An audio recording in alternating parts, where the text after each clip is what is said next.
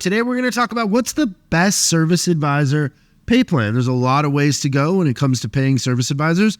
What are we seeing that works? What's our experience? What do we know? We know a thing. Yeah. What? Yeah, we're going to tell you a thing.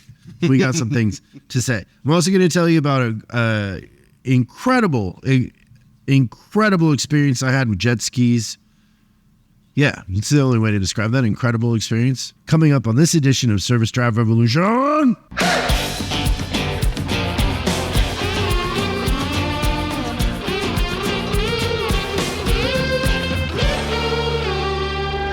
I bought 2 jet skis. Yep. Now, granted, the dealer is like an hour away from my parents' house. It's a haul. It's a haul. So my stepdad and I go and we get them. We take them back to the lake, right? And now Missy and my mom are there. And I'm trying to get Missy excited about these jet skis. By the way, Has she ever been on one before? never. This is fun.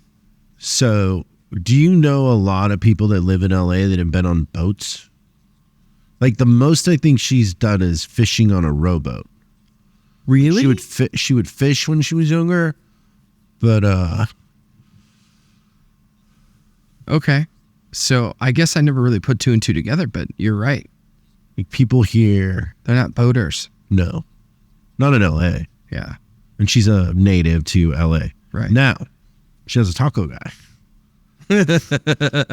Which you could make a case that's much more valuable. I don't know. My memories of water skiing on the lake when I was younger are pretty valuable. Me too. But yeah, they're not tacos. So I'm trying to get her excited about this whole thing, right? I think jet skis are a magical way to do it. But it's also intimidating. She was intimidated. And you're going to fall off once. No, not these jet skis. Okay, have fun. The jet skis they're not like that anymore. Like where you need zero skill except for sitting down and having a thumb. Yeah, maybe I'm probably a little more aggressive than you are on the jet ski then. Okay, so part of the delivery was you gotta burn a tank of gas on eco mode because these engines need to break in. Yep, okay. Right? Got it. And then burn a second tank of gas on like normal mode. And then by the third tank of gas, you can open them up. And these jet skis, I think the top speed without chipping them is 70 miles an hour. That's fast. Way too fast. Yes. 45 miles an hour on that lake is too fast. Yeah. So she's never done any of this, right? And I'm trying to walk her through it and make her feel okay. So a jet ski has the little fob that you put on and then it's attached to you. Yeah, a little clip that goes on to Usually they give you wristbands, but we didn't, for some reason. Oh yeah, with the Velcro. We didn't get wristbands. I don't know or why. leg bands. None of that. Okay. So we're going to hook it to our life jacket. And the idea is if you fall off the jet ski, it kills the jet ski. Maybe the jet ski turns around and comes back to you. I'm not sure how that works. Pretty quickly. Some of them used to do that. So we're backing the jet skis from the truck at the boat launch into the lake. You follow me? Yep. So she's sitting on her jet ski first, and I'm walking her through what is about to happen, okay? These jet skis have never, according to the dealership, they take them to a lake and run them, but I don't think that ever happened, and I'll tell you why I don't think that ever happened. I think that's just an excuse for them to delay the delivery because they don't have techs. Yeah. Well, you can check the hour counter. Because there is a shortage of techs. Yes, of course. Believe it or not. So I undo the thing, the little belt on the trailer, and I push the jet ski back. And so then I push her away from the shore and away from the dock, and I tell her how to start it. Wait, let me back up. One thing that I did to try to get her interested is the jet skis are similar, but they're different colors. So one was blue and white and one was green and black. Okay. And to get her excited, I asked her which one she thought, she liked would be hers. And which one do you think she picked? The blue and white or the green and black? Green and black. Blue and white. And I think we were getting to the point where she's going to name it because we name our cars. Yes, it's right? a good move. What is her car's name? Clyde. And what is my car's name? Winston. What is mine named after? Winston Churchill. Why? Because you are a huge fan of the British Prime Minister, and also because it's a Land Rover. It's a British car. Yeah, and then why is her Tesla Clyde? Because of Bonnie and Clyde. Because her gun is Bonnie, Yes. and then so she named her car, which is the same color, that's silver. I did okay on this test. You did great. So we're in the habit of naming things. Now, what happens when you name something? It's yours and it's your friend. Yeah, you get attached Yes. to it, right? You start to think about, Like a dog. yeah, I mean, maybe you could modify it or chip it or put a cute seat cover on it. I don't know what people do to jet skis. I wouldn't chip it at 70. Oh my gosh. So she has picked this one. This is her favorite color combination. This is now her jet ski. She's going to break now for 3 or 4 days, however long we're going to be there. She's going to try to burn a tank of gas, which was really hard to do, actually. So I push her away, and she's all alone out there drifting in the lake, and she starts it. And I explained, we had kind of played through, on a Sea-Doo, the left one is like a reverse. Oh, okay. So you have two triggers. Left is a reverse. Right is like a throttle. Oh, all right. Now, if you just tap the left one, it goes into neutral. So that's how you get it into neutral. So she starts the thing and the thing just starts going. And the way that those jet skis troll, they're like trolling at 5 miles an hour. They're not slow. Yeah. And so she's trying to put it in neutral or whatever. And she can't get it in neutral. And I'm thinking, oh boy, I'm going to have to swim out there. I don't know what. She's kind of freaking out, the whole thing or whatever. And then the thing starts doing like weird stuff. Like it just wouldn't, And she said the IBC light is on, or IB something. I wonder what that is. Yeah, I looked it up. I Googled it. It's a thing on jet skis. It's a valve, I think, or something. Okay. And so I get on mine and get out there and get to her or whatever. And it doesn't, like, it's just not working. The thing isn't working and the light's on. On its maiden voyage. PDI'd, tested on a lake. So now my stepfather says, our neighbor had a Ski-Doo and it sucked a rope in and he had just bought it and they came out and picked it up. And so I'm thinking, okay, I bought these today. Like I bought them today. And so I reach out to the dealership and guess what they told me? Next appointment available September 19th. Yeah, basically. Yeah, that's great.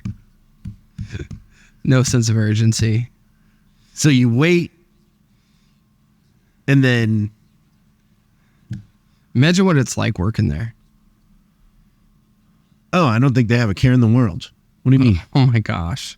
I wouldn't be able to sleep. Nobody cares. Nobody cares. Okay. I've got a story. This is really, really good news, and I think that everyone listening is going to appreciate this.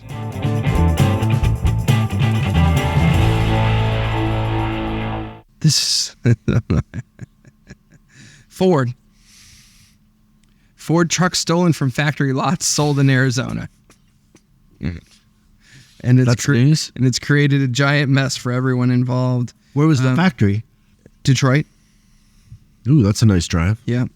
Paper found a pipeline of Ford F-150. So it's a pipeline. Ford F-150 stolen from factory storage lots in Michigan, transported to Arizona, and stolen blank vehicle titles from Georgia, because we've got to get Georgia in on this thing, helping to cover the tracks. But the natural assumption is after some vehicles are stolen from a factory storage lot, the automaker would immediately report them as stolen. No, not Ford. But as we've highlighted before, Ford and other automakers seem to not have the best inventory controls. They make them, but they don't count them. Ford might not have even known which trucks were stolen. This is great. But the people that lose out are the people that bought the trucks, right? So that's pretty crazy. But yeah, so if you're paying attention in Arizona, you can get a really cheap new truck. Don't ask questions. You meet a guy at a gas station. He's like, hey, you want to buy a truck?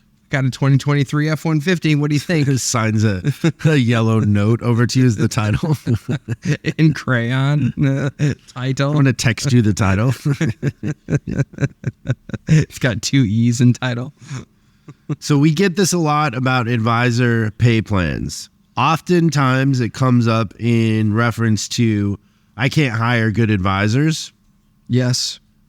And they don't want to come work for me, or a manager feels like their pay plan isn't working, or it's not effective, it's not driving performance.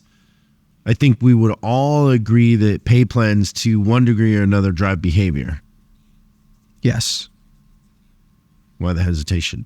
I was trying to think of they encourage bad behavior, or well, but either way, it's driving it one way or another. And so whenever this subject comes up and I ask to see the pay plan, usually the pay plan is so complicated. Let me even back up. I'll say, what is the pay plan? So a manager will talk about the pay plan. I'll say, what's your advisor pay plan? And then that goes something like, well, there's the second they say, well, you know you're in for it. And then they're like, it varies from here to there on this, but that, and then I'll go, so you don't even understand the pay plan. And like, well, and you're like, okay. So the first thing that you have to understand is if you want a pay plan that drives behavior, it has to be simple. Right. I wrote down that you don't need a degree in quantum mathematics. Well, you do, but not for the pay plan. Yes. That's funny. Yeah. No degree in quantum mathematics. And if it can't fit on one page. That's a great piece of advice. If you can't fit it on one page, it's not a pay plan. Then the next thing I would say is I have no idea how this happened or why it happened. And there's a bunch of people out there that will fight for this. Like it's fighting for their mother. Firstborn, seriously. That they pay the advisors on gross. Advisors don't understand gross or control gross, really. Yeah. Oh, that reminds me. What's the difference between in-laws and outlaws? What? Outlaws are wanted.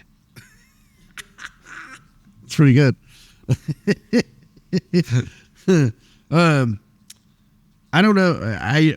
For a long time, people would come back from a 20 group meeting, and then they would be like, "Oh, we're going to pay our advisors on gross," but it doesn't make sense. The advisors don't understand it. They can't figure it out. You can make whatever case you want. You're wrong. It doesn't matter. Pay them on sales. It's simple. What we want to do is we want to drive sales and we want to drive effective labor rate. I would say it's sales less discounts. So I would deduct the discounts from the sales, but I would always them on sales. No hours per RO bonus. Hours per RO are a measurement. We have that measurement in our advisor competition software, but it's one of 5 or 6 categories, so it's weighted down. It matters, but it doesn't matter enough that you would walk away from a tire rotation or an oil change. Yeah. Okay, good. The other thing to understand about service advisor pay plans, if you have a quick lube and you have a separate quick lube advisor pay plan, chances are that pay plan is 40%. You're paying 40 to 50% of the gross. I've seen as high as 60%.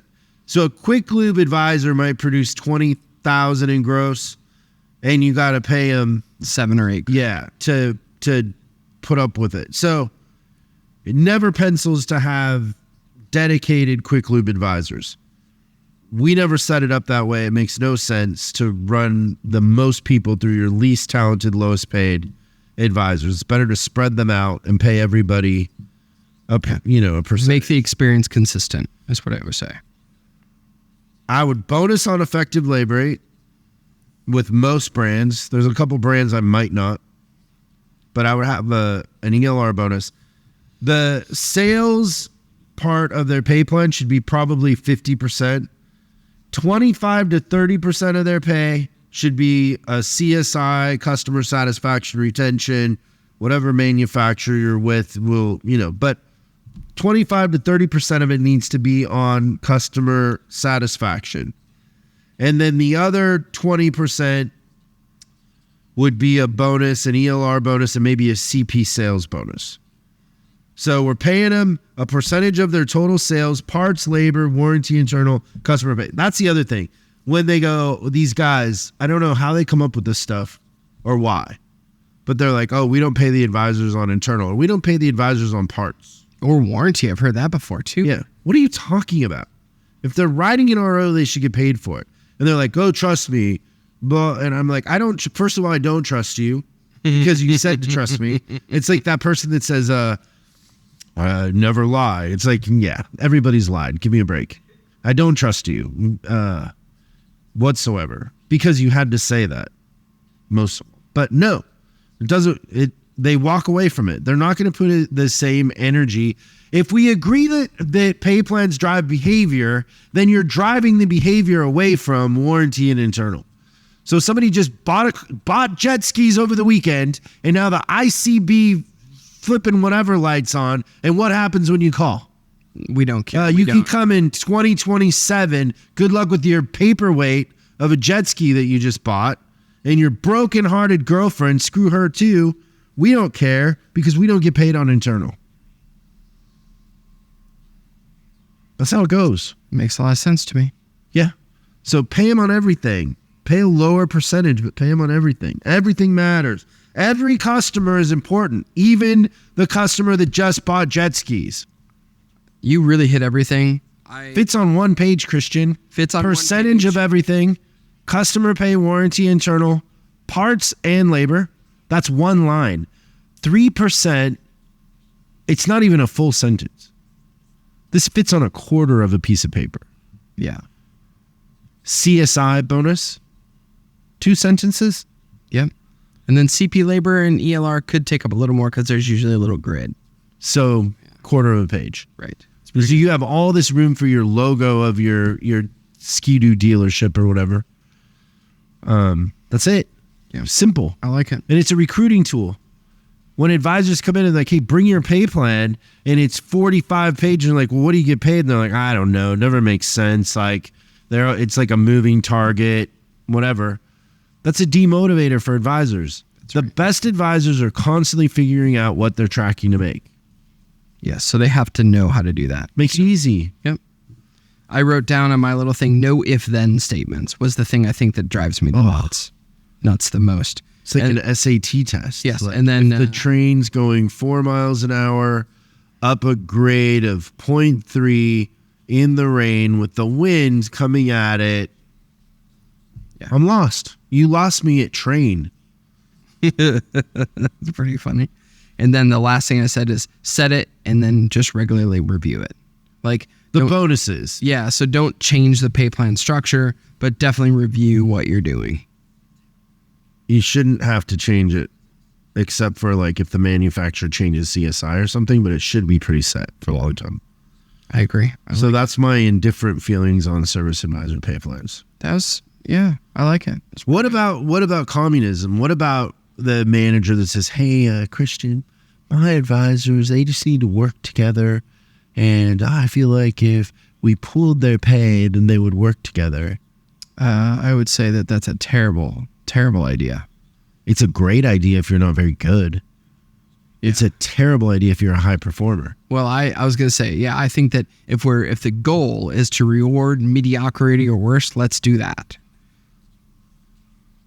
Yeah. Let's take the high performer and cut his pay. And guarantee that you'll never find another. And share it with the guy that constantly is either on the phone or has to go to the bathroom when a customer drives in. Right. Give him a percentage of the guy that works through lunch. I say give that guy a bucket and an individual pay plan and everything will be fine. Communism works. A lot of the big advancements in society have come from communism. Right. It's a highly productive environment. You have a communism joke? Trying to think. Okay, while he thinks, we'll see you next time on Service Drive Revolution. Thanks so much for watching this episode of Service Drive Revolution. We're uploading new stuff every day, so make sure you subscribe and click the bell icon so you don't miss out. If you have a question you'd like us to answer on the show, Call 8333-ASK-SDR and we'll answer your question on the show. That's 8333-ASK-SDR. For special deals on our books and training, head over to offers.chriscollinsinc.com. Now that's offers.chriscollinsinc.com. I'm Chris Collins, and I'll see you in the next video.